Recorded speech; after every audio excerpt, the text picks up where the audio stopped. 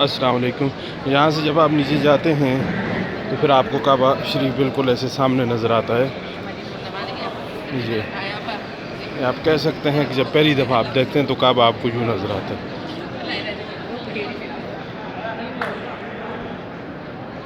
और रब्बना आतिना फिद दुनिया हसनतम व फिल आखिरति हसनतम वक़िना अज़ाबन्नार। अभी नमाज को तकरीबन 1 घंटा बाकी है फजर की नमाज को, तो इतना रश है यहाँ। और अब दरवाज़े जैसे ही हम अंदर दाखिल हुए तो दरवाजे इन्होंने बंद कर दिए हैं। तो ये सारा एरिया भरा हुआ है। तो तवाफ़ में हम भी शरीक हो जाते हैं।